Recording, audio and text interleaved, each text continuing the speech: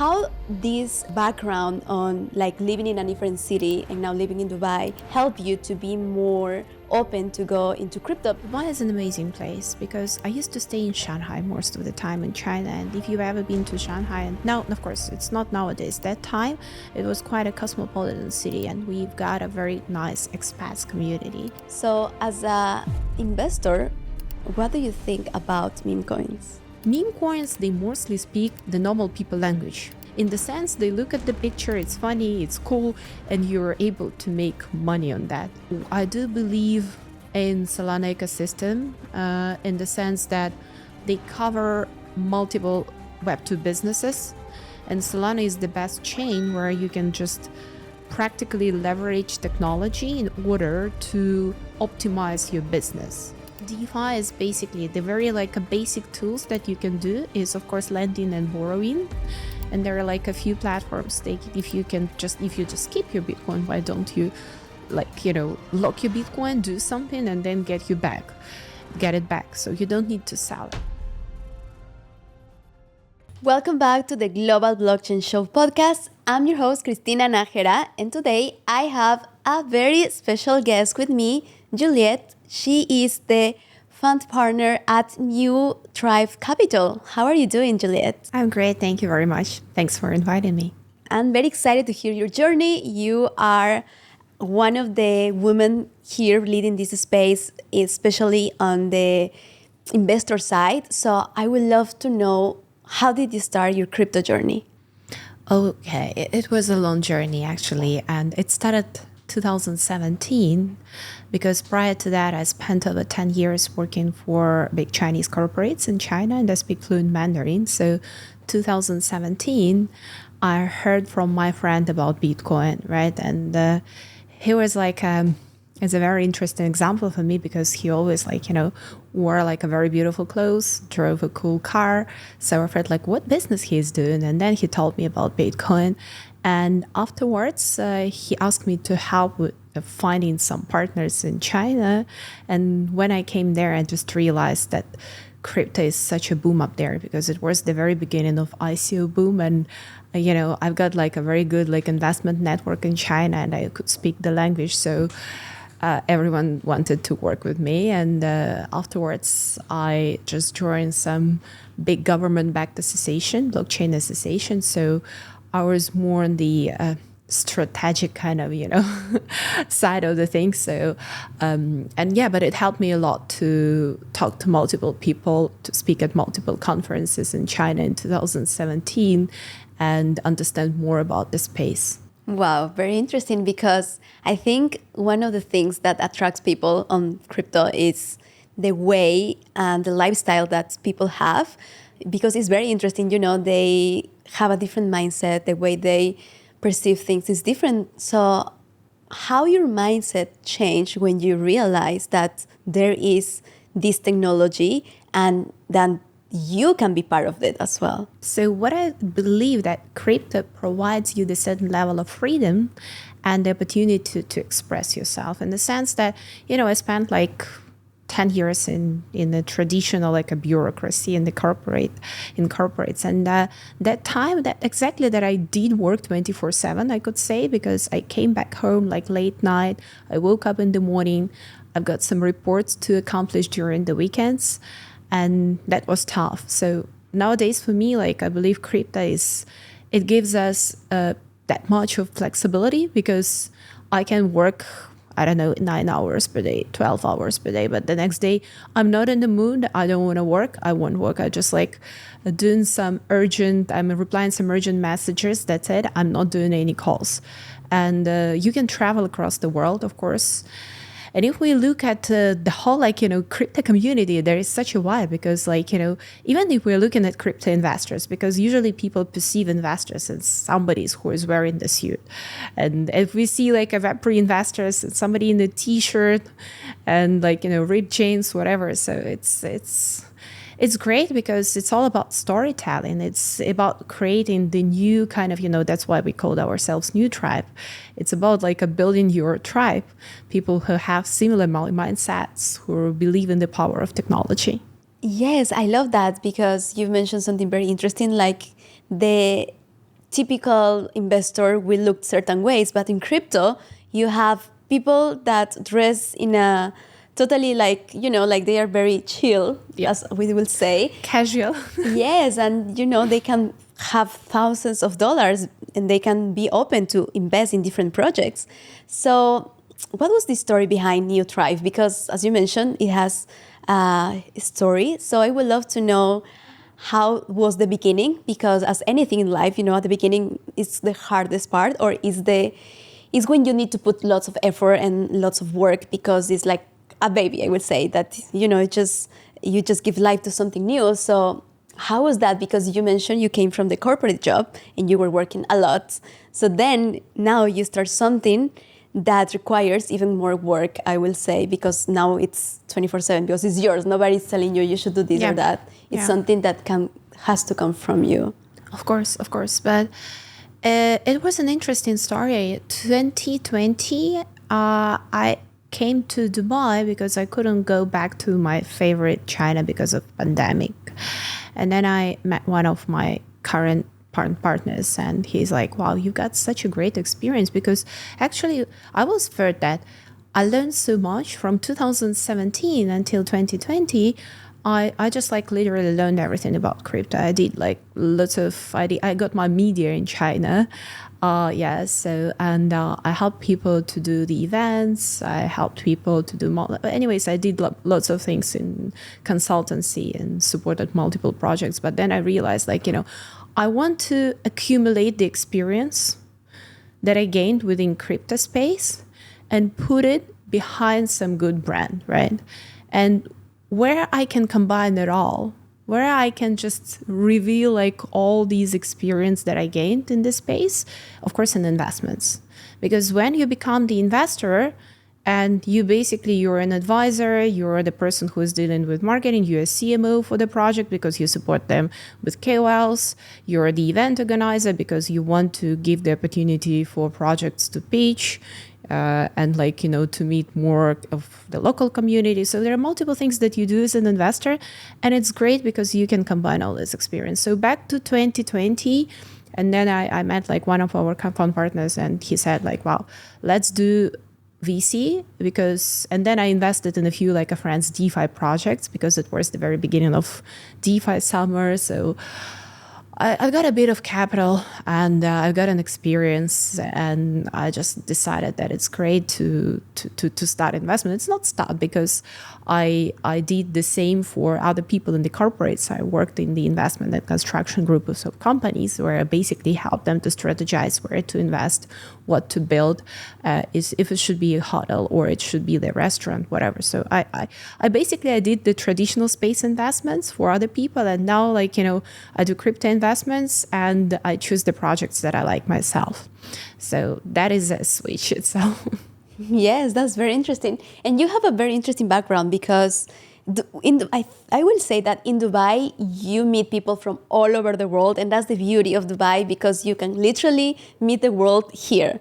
And you live in China, which is, I guess, something very different from your original culture. So how this background on living in a different city and now living in Dubai help you to be more open to go into crypto? Because people think back in the days that crypto is only a scam. However, now we see that governments are investing in crypto.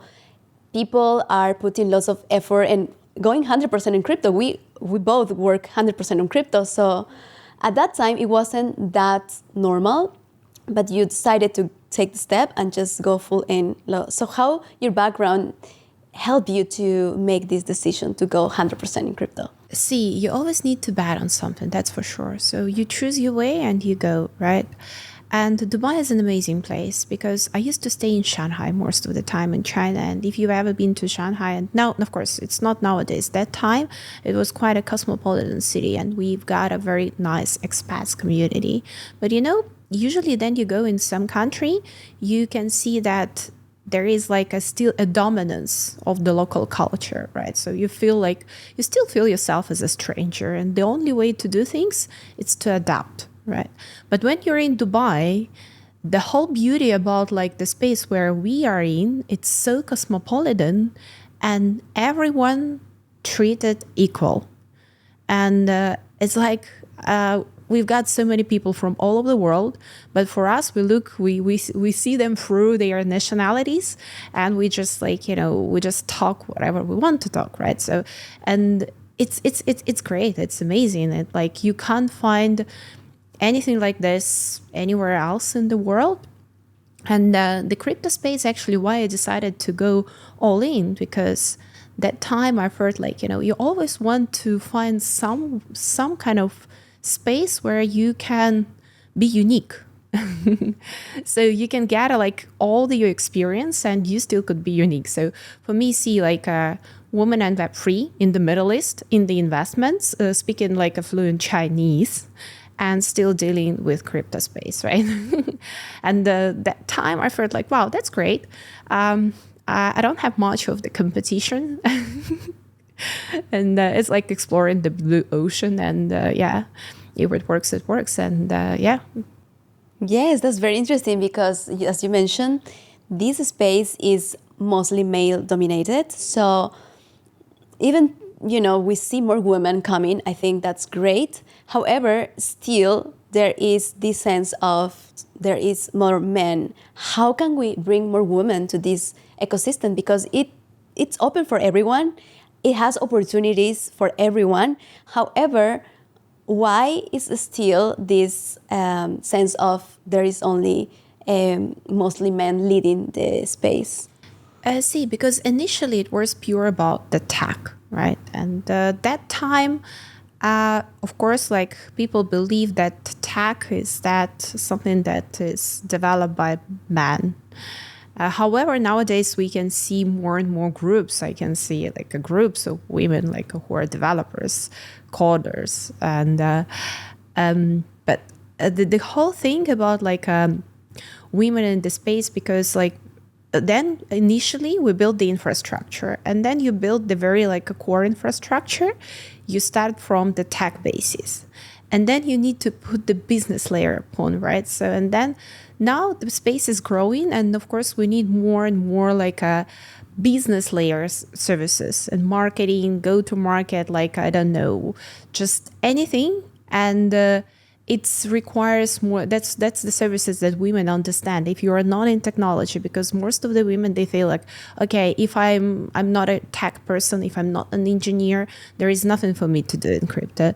But it's not right, because there are so many opportunities, and the main power that all the women have is that they have the intuition. And this intuition, and this, I believe, like especially in the investment space, it's good to have women, because when we do investment, especially in the early stage, and it's quite important just like to deal with your intuition, to have that kind of gut feeling. And if this project is good, like to have this kind of, gut feeling about the team itself. So it's great to have women in this space for sure. And the way we can bring them in is by showing our experience, saying, hey, we've been through this journey, everything is okay, we feel quite comfortable. And you can be in like, and it's important because even like, I believe you've been to that event about women in Web3. And what I've realized, like, yeah, we've got a very nice panel up there. What I've realized, it's quite important for all the females to build the social profile. And that's what women are really good at.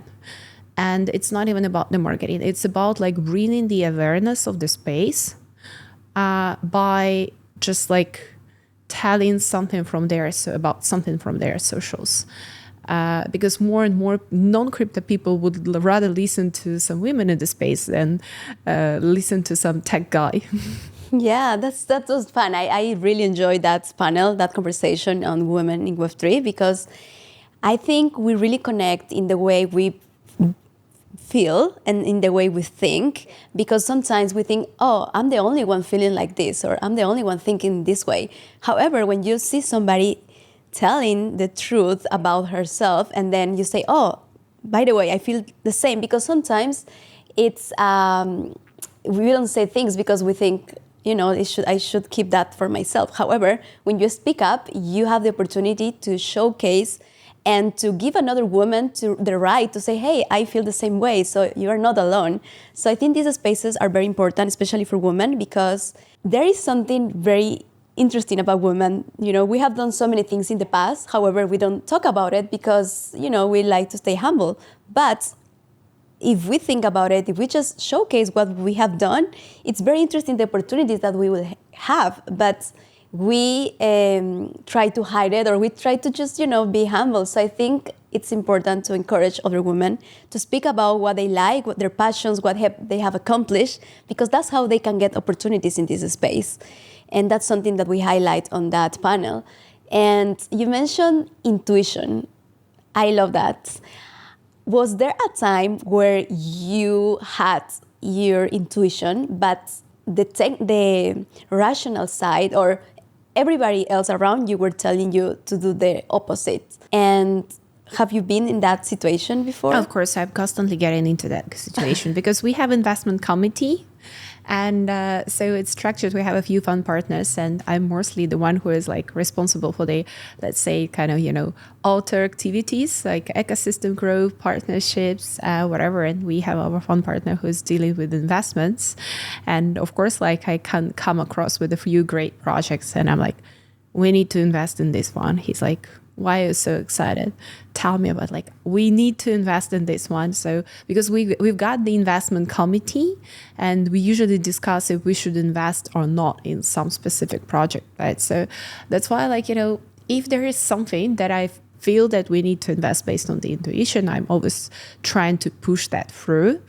And there were a few times actually that I got on call with projects and they pitched me for 1 or 2 minutes. And I said, guys, I don't care what you're going to say me the next. They're like, what?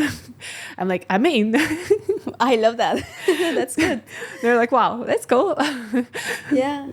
And then like your partners tell you like, is this the right investment? And then, they see, I guess. We do discuss from multiple angles. So there is like usually like these like emotional angle and the practical angle.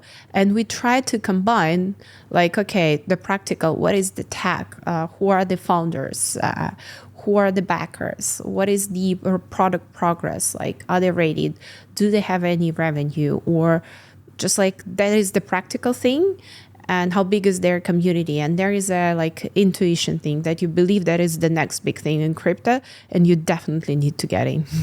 Nice, I love that. And now we have the meme coins, right? It's something that everybody's talking about. It has onboarded new users, new crypto people now. So as a investor, what do you think about meme coins? Well, see, how did it all start?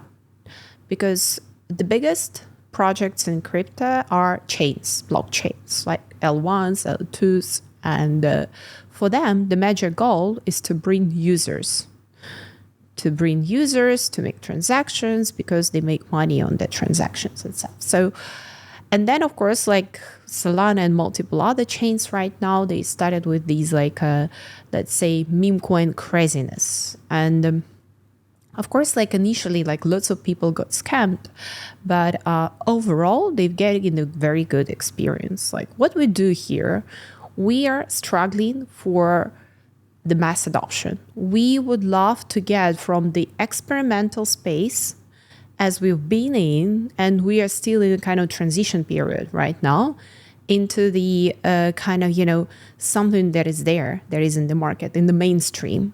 So in order to get into mainstream, we need to bring loads of non-crypto users. And it's funny, I was at one like a meme coin conference in Singapore, and there was a moderator, and there was a guy from Eclipse, and he's like, okay, tell me what you're building. They're like L2, or it's like EVM, non-EVM. He said like multiple words. He's like, okay, tell me even more complicated that no one will ever understand. Because funny thing is then like even at the other panel, I spoke about mass adoption. I spoke about FHE, ZKP, and multiple other technologies. But for even like for lots of crypto people, it's not that much understandable. But then we are talking about the normal people. They look at you like, what are you talking about? It's like it's some other language. So, but meme coins, they mostly speak the normal people language. In the sense, they look at the picture, it's funny, it's cool, and you're able to make money on that. So if you understand that you don't need to put all your income into meme coins, and you treat it as a game, and it's a great way to educate yourself. Because what I believe, all these people who are getting into the space for the meme coins, after they are like understand, oh, it's quite risky, they will try to find some other tools to operate within Web3, right? Because they know what is meme coin, they know how to trade, they know how this swap works. So they're like, okay, meme coins doesn't work for me, or I made a bit of money, so let's make a new step, like probably DeFi.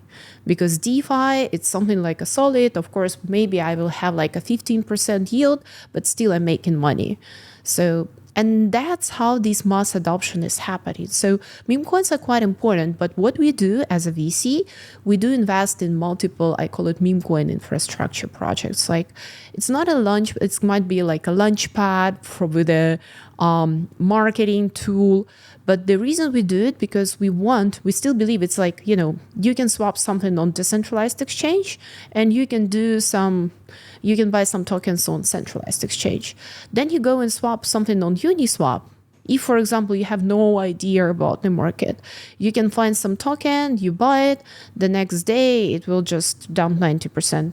Highly possible, because there is no pre-due diligence being made. It's just somebody who can just got and listed in decentralized manner. Then you go to centralized exchange.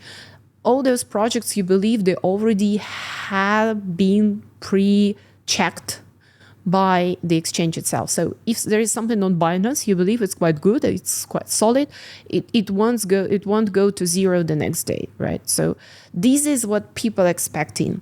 And for meme coins, if you want to secure yourself, it's better for you to get something in a centralized manner. Then you understand, like, at least it was checked by someone.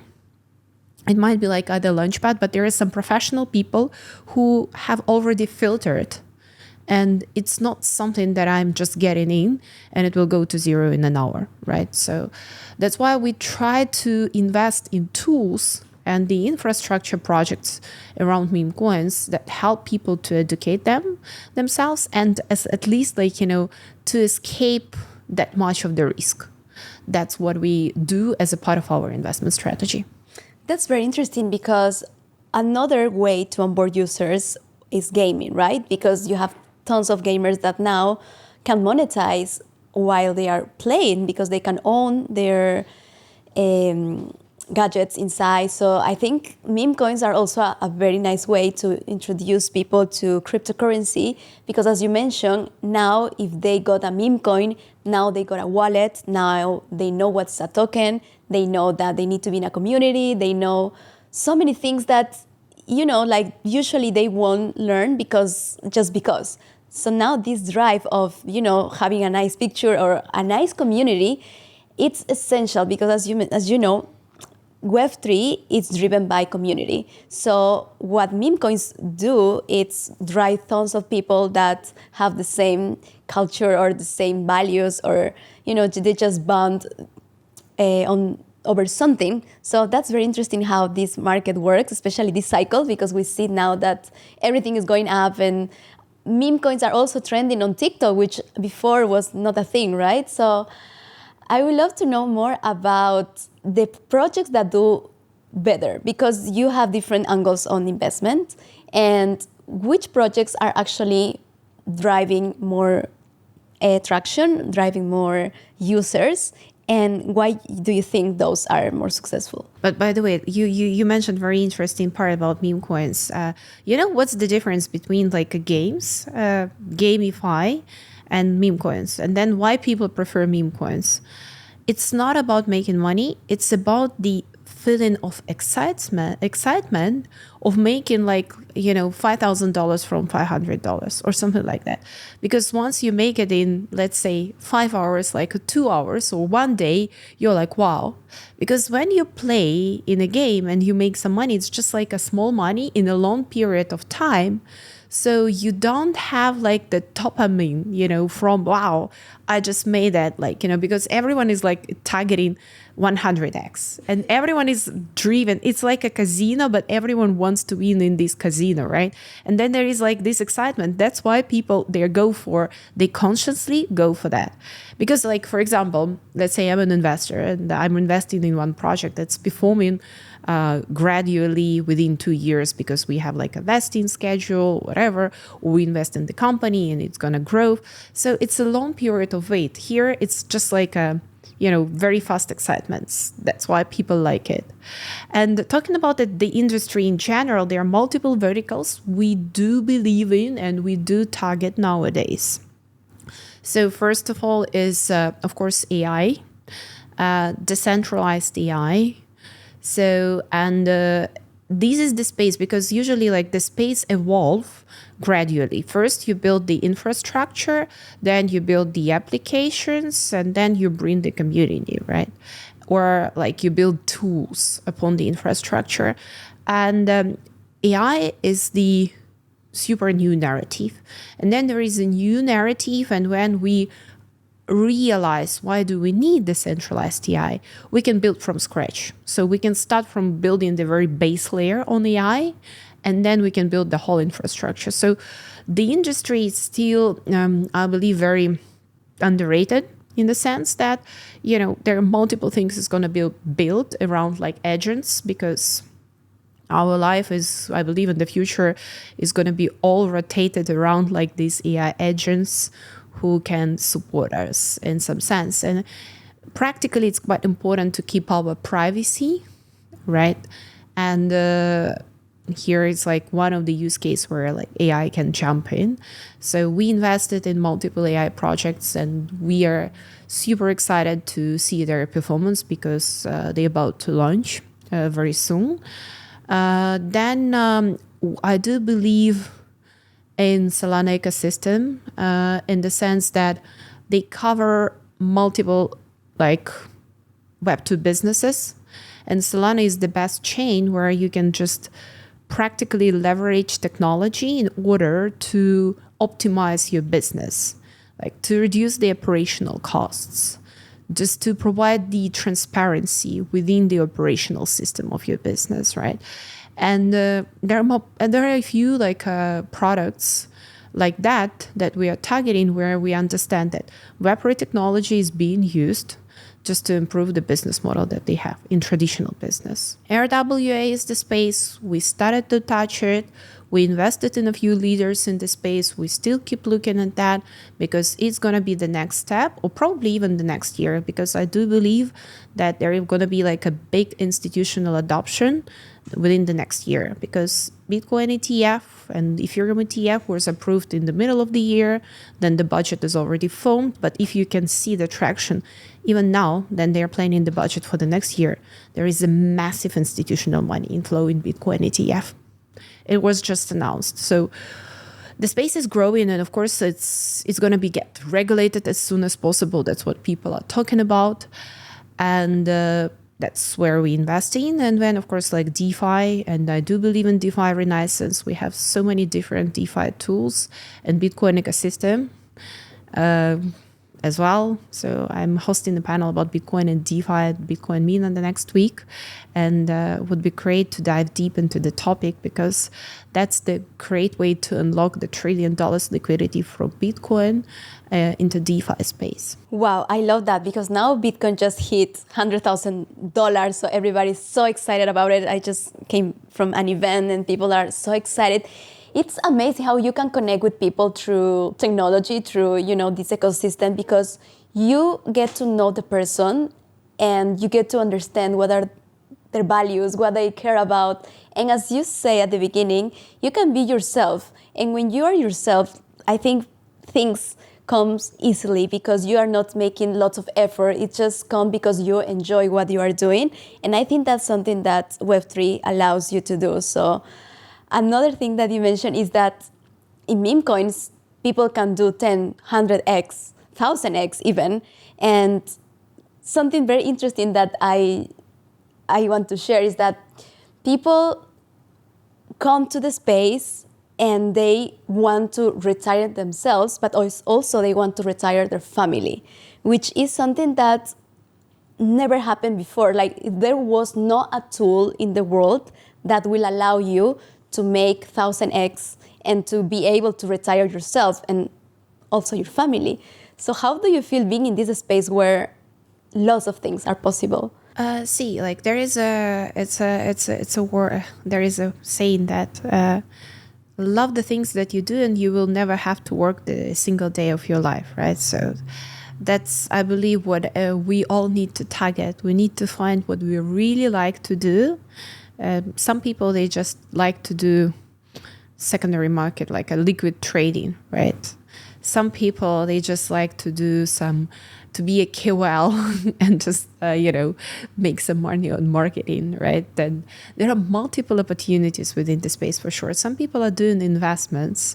Like people asking me, why don't you do these like a secondary market, like any other, like airdrop, whatever. I could play around different things just on a personal basis, but I do have some understanding of how to invest in primary market, right? That's why like I'm focused. I usually say that only 10% of whatever I do is my business. The other 90%, it's more like a social contribution and entertainment, right? We are at the podcast today. I do lots of events in Dubai just because I enjoy it. I do it for community. There is no kind of financial goal behind it, and just support multiple initiatives, working with a few chains that help them to expand their ecosystem, and it's all really, really exciting. The thing is that Web3 is the only space where you can keep learning every single day and you will never get bored. Never. And keep exploring, because like once you feel that, okay, you learned enough and there is a new narrative, there is something new happening in the market and you still need to relearn. And that's the most important. You learn something, then you de-learn, and then you relearn something. Because the space is evolving, the space is growing. And like I've heard like, okay, I'm cool. I do understand everything about RWA. I understand about DeFi. I understand about that. I understand about Bitcoin ecosystem. And then there is the whole AI narrative happened. I'm like, okay, now I need to understand everything about AI. And there is like, it's the same as like the space is so big, it's bigger. It's like, I don't remember, like 70 trillion or like, no, 17 trillion dollars. The industry value. So AI is bigger than blockchain. So that's why like blockchain is just the addition to AI so far. So, and if we are growing, then we need to learn. Yes, especially now you also mentioned Bitcoin and DeFi on Bitcoin, which is a topic that I really love because I know there is a lot of potential. And now we have this Bitcoin Mina coming up, and this event will bring lots of people into one place, which is amazing, especially Bitcoin people, because I see how people are passionate about Bitcoin, other people are passionate about Ethereum, and then you have people like are passionate about crypto in general. However, I want to understand more your insights and how people can start leveraging Bitcoin now if they are totally new in this space. So see, like you can't be totally new in the space if you hold some Bitcoin, right? Yeah, this is for people who never heard about crypto. They say they now heard like, okay, Bitcoin is $100,000. So now everybody's talking about it. So now they want to get into it. But now they have also this potential opportunity, which is DeFi. So how they can go right away, because perhaps they just hold they come and say, okay, I will get some Bitcoin and that's it. But now you can, showcase something even better than just holding Bitcoin, which is DeFi. There are multiple tools, of course, but actually, Bitcoin community, in my opinion, is divided into more kind of, Bitcoin maxi community. And I believe we will see a lot of Bitcoin maxis the next week who are quite skeptical around anything that's being built around Bitcoin. I just hold my Bitcoin. I'm accumulating more Bitcoin. That's cool. It's a store of value. I'm not happy with anything and I don't want to move it. Miners, these people are quite interesting because they don't want to sell their Bitcoin, but they are still happy to make more money on the Bitcoin that they hold. And they're like, I call them Bitcoin economy degens. And that's the space I have got in quite early, and we invested in multiple projects around that space. And then there is a powerful culture being built around this kind of Bitcoin maxi space, because we have runes, we have ordinals, we have sats, and there are multiple things where you can just really leverage the whole power of Bitcoin. And talking about DeFi is basically the very like a basic tools that you can do is of course lending and borrowing. And there are like a few platforms. If you just keep your Bitcoin, why don't you lock your Bitcoin, do something, and then get it back. So you don't need to sell it, right? And the other is like a staking. And the staking, there are different tools that are also like CoreDAO is doing like a dual staking on Bitcoin. Then you can get like a 50% of the yield. And multiple other opportunities are being built. So it's rather like now people are building on the native layer on Bitcoin. We started from L2 and then it wasn't that secure. Now it's like there are a few DeFi projects that are building on the native layer of Bitcoin. There you can just generate the proper yield by getting connected to other networks. And it's exciting. It's super exciting because if you can keep your Bitcoin and if you can just get like even 3 or 5% of the yield, I believe it's the future. Yeah, so much things to learn. This is only Bitcoin, right? And then we have all the layers, all the other chains, all these new culture things like Memecoins. So as you mentioned, this is a space where you can always learn and you need to be updated every single time because it's 24/7 market. So that's something very interesting about this space. Juliet, can crypto bring more freedom? And what freedom means to you? Freedom, it means not to be dependent. It's like for me, it's very like connected to be, dependent not on the money itself, but like to the people, because you can work for some company, but you still can be who you are. Freedom is about being able to express yourself. And that's why I'm saying, like in crypto, people, like you for who you are, and then they want to see some personality. Crypto is all about personality. It's all about storytelling. It's all about to be passionate and transparent. And that is freedom, because you look at, as you told, we don't wear the suits. I'm in the mood, let's say today, to wear some t-shirts, and I will do this. It's okay. I don't care if I'm going to the regulators roundtable or I'm coming to the podcast. I just feel so, and it's cool. And it's great. So you can express who you are. You can be who you are, even by working on some company. And of course, you don't need to go to the office. And most of the people and most of the company, we are decentralized. We are decentralized not by just default as crypto is, as Web3 is. We are decentralized regionally, geographically. So that's why we could have a team all over the world. And it's amazing because you can just stay in the city that you want to stay. And we have all these a nomad movement that people just traveling around the world, enjoying their life, and they still do crypto because everything is just in your phone or on your laptop. So you're not dependent on some place. That's the freedom. Yes, 100%. That's what I love about crypto. Just being yourself and just express what you think, what you believe, and connect with people that do the same. And I'm curious to know more about you. If you can tokenize a memory, if you can create an NFT of one memory, which memory will you choose? Wow. It's hard to say because I always feel that the past is the past, the future is unknown, and we live in the present, right?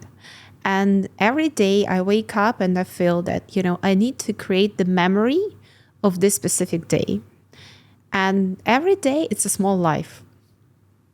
And that's the way, like, that, you know, because people look at me, why you're always so positive? I'm like, because that's exciting. Every day it's like a small life. And especially if you're in Dubai, and, you know, it's like, it's so unexpected. Like, somebody's inviting you to some event, right? Somebody's calling, oh, I'm in Dubai, let's go for the meeting. And you meet some amazing people, and you never know what's going to happen the next day. So that's very like hard to just like make an NFT one memory.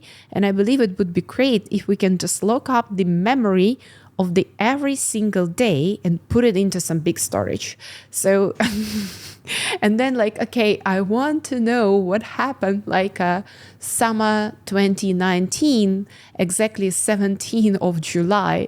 And then you unlock that NFT of that specific day, because then you understand how colorful your life is, because we tend to forget. We tend to forget what's happened yesterday. We tend to forget what happened like long time ago. But what's most important is that we are gaining the experience, and we are bringing this experience, and we can see if we can check like a different period of times, if we can look at within this kind of, digital tool, and we can see the transformation which is happening within.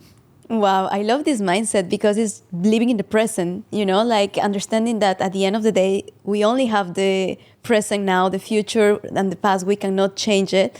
So how did you get this mindset? Because I know it's easy to say, however, like sometimes we are thinking, oh, what I will do next week, or you are planning your month, or maybe something happened to you in the past and then you are like a bit upset about it or a bit sad about it. How do you keep yourself on the present? So see, as I mentioned, I spent quite a long time in China, and I've got master degree in Chinese philology, actually, long back ago in the university. And I learned all of things about China, including their mindset. And it's called like a syncretism of religions in China. So, and there is like a Taoism, which is quite popular in China, and Confucianism. And then that is like, it's more like a philosophy. And that is about the art of a small steps. And then it said that, every big journey starts from a small step. So that's why, like, how did I learned like these religions and learned these kind of, like Chinese psychology, and I grabbed the best from that. And the first is like, in order to reach some big milestone, you need to do some small steps every day. Right? So that's why, like, okay, you can feel like I've got a final goal somewhere like far in the future, but what kind of small steps I'm going to achieve today? And you just do the small steps, and you just lock yourself up in the present, and you're just like, okay, I did it well. Then you can just feel that gratitude for yourself just in the single present moment, right? That is number one. Number two is Taoism. Taoism, it's all about like, there is like a void around us, and everything is interconnected together. So whatever you do now, it's gonna like influence your future.